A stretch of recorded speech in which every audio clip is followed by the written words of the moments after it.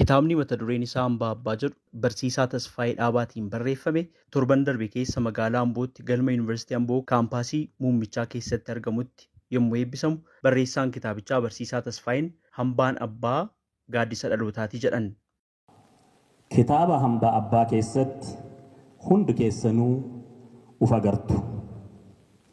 Namni kamuu abbaa malee hin dhalanne.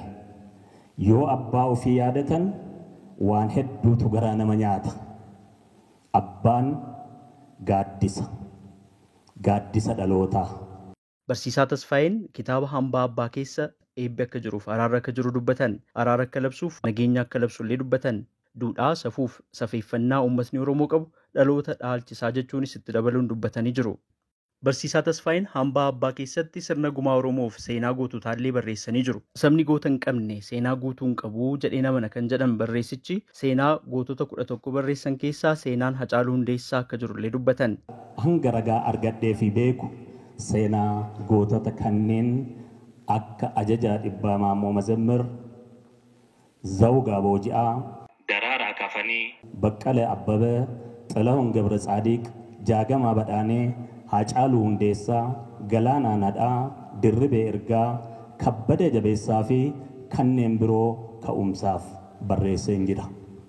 Barsiisaa Tasfaayeen seenaa fi sirna dhugaa dhalootaaf kaa'uun nurraa eegama jechuudhaanis ergaa dabarsanii jiru.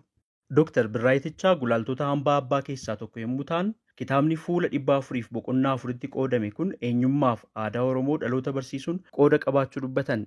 Barreessichi boqonnaa 4 kana keessatti mata dureewwan waa'ee koo, waa'ee keessaniif jiruuf jireenya Oromoo jedhu boqonnaa 1 keessatti kan ibsan ta'uu dubbatan Dr. Birraan. Boqonnaa 2ffaa keessatti ammoo sirna gadaa Oromoo dagatamaa ture akka yaadatamu kan kakaasu, sirni gadaa nagaaf nageenya akka bu'uuf akkasumas tasgabbiin akka jiraatuuf gahee sirni gadaa qabu akka ibsan dubbatan Dr. Birraan. Boqonnaa 3 keessatti sirna gumaa baasuu Oromoota hedduu biratti dagatamaa ture kan ifoomsu akkasumas akkaataan itti gumaan raawwatu ibsaa jedhan. Boqonnaa 4 keessatti ammoo seenaa gootota Oromoo muraasaaf fakkeenyummaa isaan dhalootaaf qaban illee akkasuma addeeffameeraa jechuun ibsanii jiru. Ergaan kitaaba kanaa inni guddaan tokkummaadhaa jedhan Dr. Birraan. Oromoo waaqa qaba jedhama.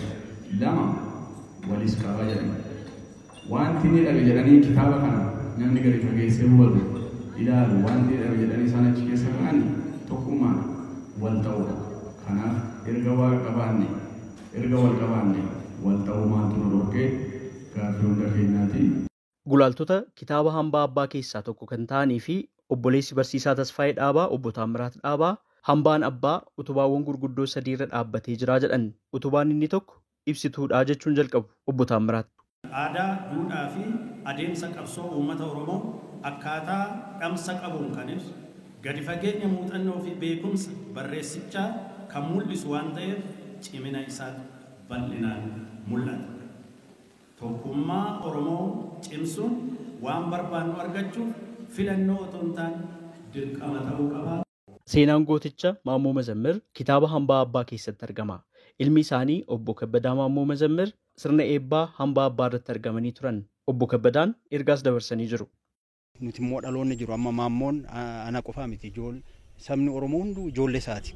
Nuti Oromoon maammoon waan innaa sana godhe sana caala akka zamana kanaatti hojjannee ittuu ifatti waan keenya aadaa keenya seenaa keenya biyya keenya waan qabnu agarsiisnee biyyittii naannoo Oromiyaa otoo hin taane naannoo biraafiyyuu ifa ta'uu qabnan jedhan. Kitaabni seenaa gootota Oromoof sirna gumaa Oromoo irratti xiyyeeffachuudhaan barsiisaa Tasfaayee Dhaabaatiin barreeffame kun afaan biraatti hiikamee ittiin akka barsiifamu hirmaattota irraa yaadi dhiyaatee jira. Sagalee Ameerikaaf Naakoor Malkaa Amboorraa.